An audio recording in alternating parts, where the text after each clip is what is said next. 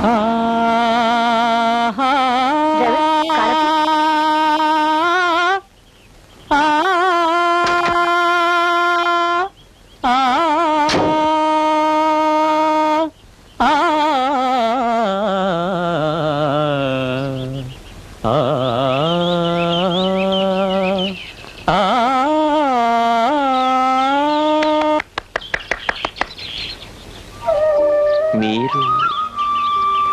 సంగీత సాధనని disturb చేసినందుకు క్షమించాలి.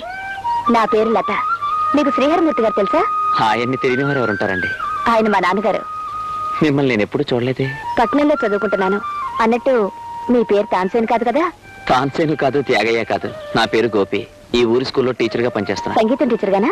కాదండి, నేను సంగీతంలో డిప్లొమా పాస్ అయినా పల్లెటూరులో సంగీత మాస్టర్ పోస్ట్ ఉంటుంది కదండి, అందుకే లెక్కల మాస్టర్ గా పనిచేస్తున్నా. అదే పొరపాటు. ఎవరికి ఏ విద్యలో ప్రావీణ్యం ఉంటే ఆ విద్యనే సాధించాలి, బోధించాలి. ఏమంటారు? అన్నీ మీరే చెప్పేస్తుంటే ఇంక నేనే అంటానండి. అన్నట్టు మీ భార్య కూడా సంగీతం వచ్చా? ఏమో నాకు తెలియదండి. అదేమిటండి, మీ భార్య గురించి మీకు తెలియకపోవడం ఏమిటి? పెళ్లి కానిదే నా భార్య గురించి నాకెలా తెలుస్తుందండి? వెళ్ళొస్తానండి. మంచిది. ఈ రోజు నుంచి నేను ఇక్కడే ఉంటాను. ఇక మీదట మీ సంగీతాన్ని డిస్టర్బ్ చేయడానికి తరచూ వస్తూ ఉంటాను. Bye bye. బాయ్. కాలం చెప్తాం. కత్తి టైం ఎంత అయింది? 10 అండి. అమ్మాయి ఎన్నింటికి రావాలి? 10 గంటలకండి. అంటే ఆలస్యం ఎంత? 10 నిమిషాలే కదండి. లెక్క చెప్పాల్సిన మనిషి గుటకలు మింగుతూ ఉంటే 10 నిమిషాలని లెక్క కొట్టేస్తావా? 10 నిమిషాలంటే ఏంటి? 10 నిమిషాల్లో ఎన్ని ప్రోగ్రాంలు జరిగిపోవచ్చు. 10 అబద్ధాలు చెప్పి పచ్చని సంసారంలో సిచ్చు పెట్టేయచ్చు. 10 బోటకాలు చెప్పి మామూలు మనిషి పేజానాయకుడు అయిపోవచ్చు. 10 బాంబులు పేల్చి ప్రపంచాన్ని శోచానం చేసేయచ్చు. 10 నిమిషాలు వెనకాల ఇంత లెక్క ఉందన్నమాట. ఏం కాలం, లెక్క సరిపోయిందా? సరిపోయింది మహాప్రభు. ఆ అమ్మాయి గారు వస్తున్నారు.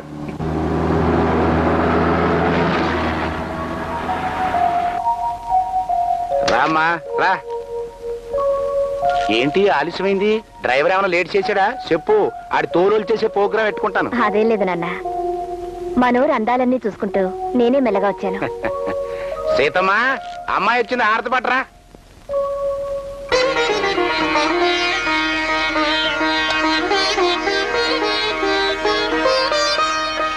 బాగున్నా సీతమ్మా? బాగున్నానమ్మా. ఏమ్మా, పరీక్షలు బాగా రాసావా? ఓ, బాగా రాశాను నాన్న. తప్పకుండా ఫస్ట్ క్లాస్ వస్తుంది. లేకపోతే ఆయన చంపేసే ప్రోగ్రాం పెట్టుకోను. కూర్చో. దేవుడి దయ వల్ల ఈ ఊళ్ళో ఏ గాడిద చదవనంత చదువు చదివించేశాను. ఆయన చేత ఆలస్యం చేయకుండా మిగిలిన వ్యవహారాలు కూడా పూర్తి చేయండి బాబు. ఆయాగా నువ్వే ఇంత వరి అయిపోతుంటే అయ్యగారు ఇంకెంత వరి అయిపోవాలో. నాకు నచ్చిన పద్ధతుల్లో నీకు మంచి భర్త దొరికితే. నాన్న, ఇప్పుడు పెళ్లి సంగతి ఎందుకు గాని ముందు నాకు సంగీతం నేర్చుకోవాలంది.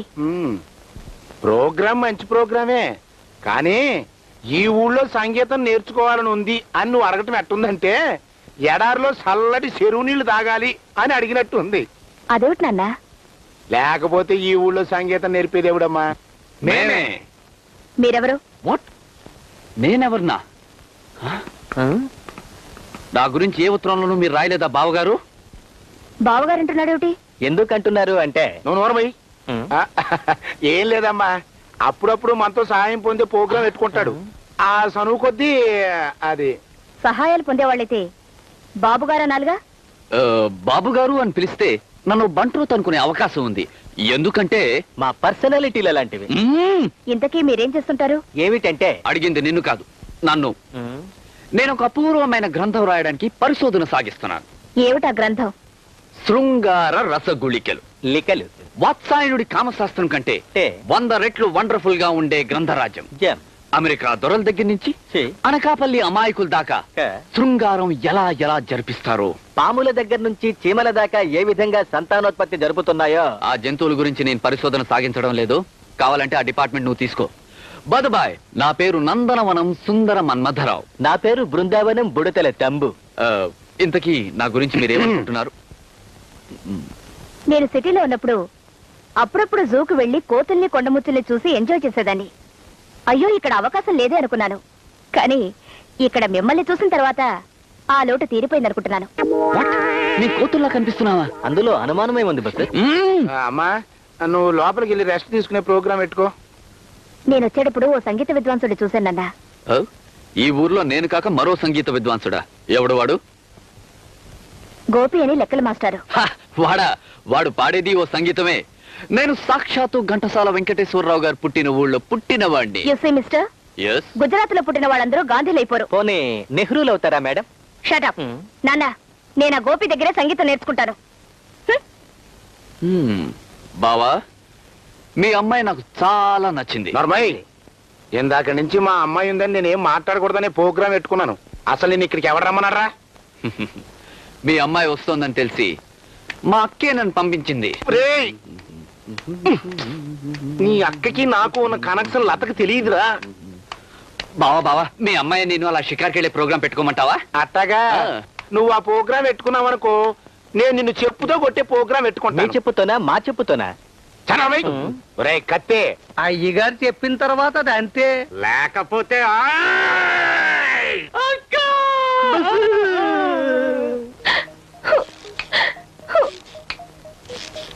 దయచేయండి, ఇప్పటికైనా మీకు దయ కలిగింది. అశ్శ్, ఏంటి ఎప్పుడు లేని శ్రీకాకుళం శివరాంజని ఇవాళ నాతో ఏలాకోళం ఆడే ప్రోగ్రాం పెట్టుకుంది.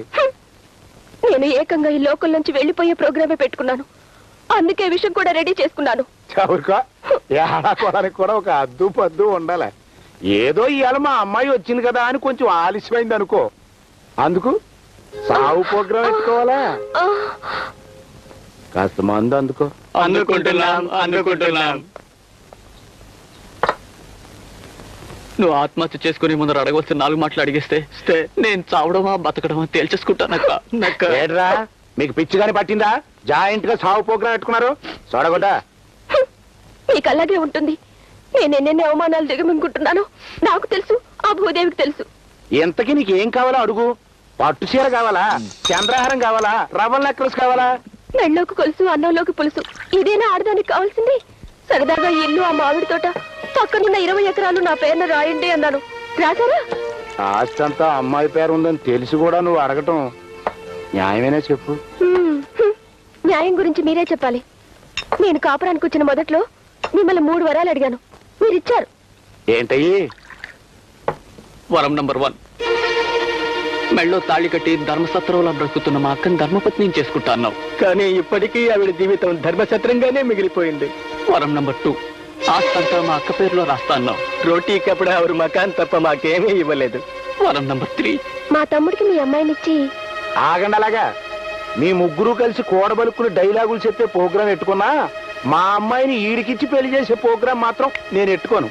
అంటే నేను నీకు మందందించడానికి? మీరు లోపల ఉన్నప్పుడు బయట కాపలా కాయడానికే తప్ప మరెందుకు పనికిరావా? రమా, పాపం పిచ్చి విధవ ముచ్చట పడిపోతున్నాడు. చీర కనపడితే చాలు ఎంట పడిపోయేవాడు మా అమ్మాయిని చూసి ముచ్చట పలకే. పద.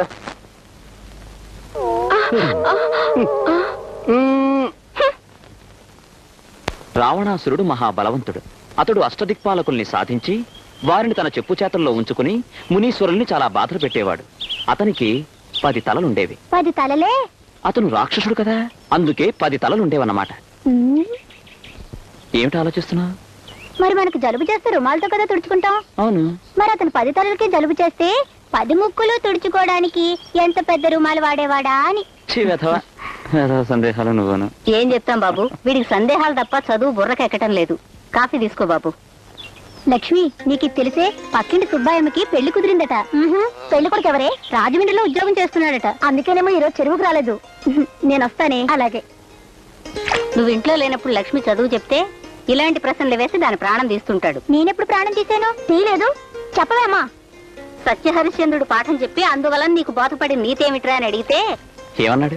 నిజం చెప్పబట్టే కదా హరిశ్చంద్రుడికి అన్ని కష్టాలు వచ్చాయి, అందుకని ఎవరూ నిజం చెప్పకూడదు అని బోధపడిందట వీడికి. మాస్టారు, మిమ్మల్ని శ్రీహరిమూర్తి గారు అర్జెంట్ గా రమ్మన్నారండి. అలాగే, నువ్వు వెళ్ళు. నేను వెళ్ళొస్తానమ్మా. త్వరగా వచ్చాయి బాబు. వారిని, నీకు సంగీతం వచ్చని మా అమ్మాయి చెప్పే వరకు నాకు తెలవదయ్యా. ఏదో సరదా కొద్దీ ఓ 4 రాగాలు నేర్చుకున్నాను తప్ప.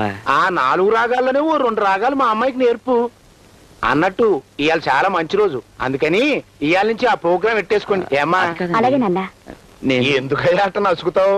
నువ్వేం ఊరికే చెప్పొద్దులే. కొద్దో గొప్ప నెలకి ఎంతని ముట్ట చెప్పే ప్రోగ్రాం నేను ఎట్టేసుకున్నాను. అంచేత పైకెళ్ళి ఆ ప్రోగ్రాం పెట్టేసుకోండి. తీసుకెళ్ళమ్మా. రండి అది మాస్టర్. రండి మాస్టర్.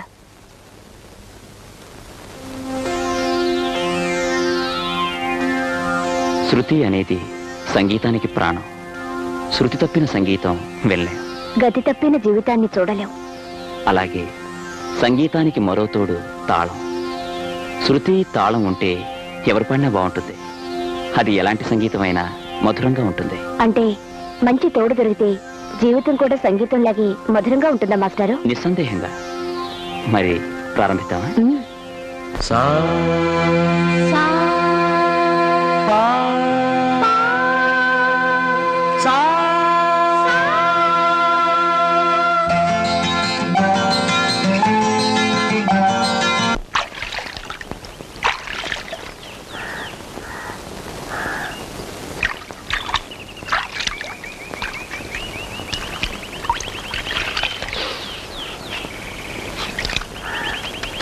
శృంగార రసగుళిక లిక 312 నిండు తడిసి తడియని చీరలో లో తెలిసి తెలియని అందాలు, లు అవే మగవాడికి తీయని బంధాలు. రెండవసారి కూడా లు. నువ్వు రాసేవా?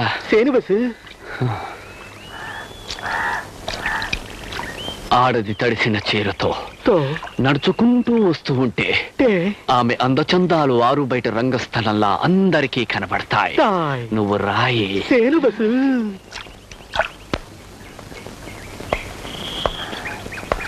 బస్సు ఉమ్, బస్సు ఉమ్, ట్రైనింగ్ ఇస్తానన్నావు కదా బస్సు. ఆ. ఒకసారి ఇవ్వు బస్సు. ఆ, సరే బైనాక్యులర్స్ తో చూడు. మంచి యాంగిల్ దొరకని చెప్పు. కెమెరాతో ఫడక్ మన అలాగే బస్సు. బస్సు ఆ. దొరికింది బస్సు. ఏమిటి ఏకంగా జంటే దొరికింది బస్సు. జంట? జంట గురించి చెప్పే ఎక్స్పీరియన్స్ నీకు లేదు? Binocular city. ఈ బాసులు ఎప్పుడు ఇంతే, అసిస్టెంట్లను పైకి రానిరు. లత, నీలాంటి గొప్పింటి అమ్మాయి నాలాంటి సామాన్యుణ్ణి ప్రేమించడం నా వరకు అదృష్టమే అవుతుంది.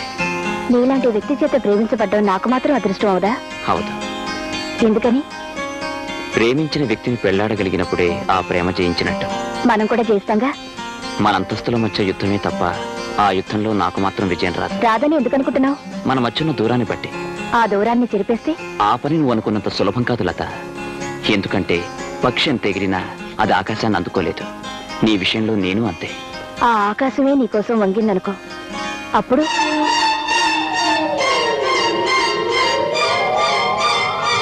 మన పెళ్లికి మా నాన్నగారు ఒప్పుకోరనేగా నువ్వు ఇంత భయపడుతున్నావు. నా నిర్ణయాన్ని మా నాన్నగారు ఎప్పుడూ కాదనరు. ఆ నమ్మకం నాకుంది. నిజంగా? ఉమ్. నిన్ను నా ప్రాణానికి ప్రాణంగా పెంచుకుంది ఎందుకు పనికిరానోడితో పెళ్లి చేసి నా ప్రిస్టేజ్ని తీసేసుకోవడానికి కాదు. ఆయనేం పనికి వాళ్ళాడు కాదు. సర్లే, ప్రేమలో పడ్డాక ప్రేమించినోడు ముష్టోడైనా మహారాజులా కనిపించడం ఈ ప్రేమకుండే మామూలు లక్షణమే. కానీ ఈ మామూలు పద్ధతులకు లొంగిపోయి నిన్ను మామూలోడి చేతిలో పెట్టే మామూలు మనిషిని కాదు. అంటే నా భర్త ఎంచుకునే విషయంలో నాకు స్వతంత్రం లేదా? ఉండదు, ఉండకూడదు. నీ పెళ్లికి కావలసిన నగలను ఎంచుకునే విషయంలో స్వతంత్రం అడుగు, ఇస్తాను. నీకు కావలసిన చీరలు సెలెక్ట్ చేసుకునే విషయంలో స్వతంత్రం అడుగు, ఇస్తాను. కానీ నీ భర్తని ఎన్నుకునే విషయంలో మాత్రం స్వతంత్రం ఇవ్వను. ఎందుకంటే ఇది మన ఫ్యామిలీకి, ఫ్యామిలీ ప్రిస్టేజ్ కి సంబంధించిన విషయం కాబట్టి. మీకు మీ కూతురు జీవితం కంటే మీ ప్రెస్టేజ్ ఎక్కువ అన్నమాట. అలా ఎందుకు అనుకోవాలి? నా కూతురుగా నా ప్రెస్టేజ్ ని కాపాడవలసిన బాధ్యత నీకు ఉందనుకోవచ్చుగా. బాబు గారు, అమ్మాయి తల్లి లేని పిల్ల. అందుకే తల్లిదండ్రి పెంచాను, నా ప్రాణాలన్నీ దాని మీద ఎట్టుకున్నాను. అలాంటప్పుడు అమ్మాయి ఇష్టపడ్డ అబ్బాయితోనే పెళ్లి చేస్తే? అది ఇష్టపడిన మనిషి నాకు ఇష్టపడలేదు. అందుకే నేను నిర్ణయించిన మనిషిని అది ఇష్టపడాలి. అలానే దానికి నచ్చ చెప్పు. ఒకరు నచ్చ చెప్పితే రాజీ పడ్డానికి ఇది మరో విషయం కాదు నాన్న. నా జీవితానికి సంబంధించిన విషయం. ఇందులో ఒకరి అభిప్రాయాలతో మరొకరు రాజీ పడే సమస్య లేదు. అమ్మా, అంటే ఏమిటి ఉద్దేశం? మీకు మీ ప్రెస్టేజ్ ముఖ్యం, నాకు నా ప్రేమ ముఖ్యం. మిమ్మల్ని ఎదిరించి వెళ్ళిపోయి నేను కోరుకున్న వ్యక్తిని పెళ్లి చేసుకునే సాహసం నాకుంది. అందువల్ల మీ కూతురు లేచిపోయిందనే అపఖ్యాతి మీకు వస్తుంది. అందుకే నేను ఆ పని చేయటం లేదు. మీరు నిర్ణయించే మనిషినే పెళ్లాడితే నా ప్రేమ ఓడిపోతుంది. అందుకే నేను ఓడిపోకుండా మిమ్మల్ని మీ ప్రెస్టేజ్ ని గెలిపించడానికి శాశ్వతంగా ఈ లోకాన్ని విడిచిపెట్టి వెళ్ళిపోతాను. బాబు గారు, తల్లి పిల్ల మీరేలా చెప్పండి. లతమ్మ నా మాట వినమ్మా. లతమ్మ నా మాట వినమ్మా. బ్రతుకులో విషాదాన్ని నింపుకోవడం కంటే చావులో ఆనందాన్ని వెతుక్కోవడం మంచిదే. అంత మాట అనకమ్మా. పిచ్చి తల్లి, నీ భర్తను సెలెక్ట్ చేసుకునే విషయంలో నువ్వు ఎంత బాగా ఆలోచించావో తెలుసుకోవడానికి ఇట్లా మాట్లాడానమ్మా. నాన్న. అవునమ్మా, నీ ఇష్టానికి వ్యతిరేకంగా నీ పెళ్లి ఎందుకు జరిపిస్తాను చెప్పు. రేపే గోపిని పిలిచి నీ పెళ్లి గురించి మాట్లాడే ప్రోగ్రాం పెట్టుకుంటాను. అమ్మాయి మాట్లాడి అలసిపోయింది, లోపలికి తీసుకెళ్ళు. రామ్మా.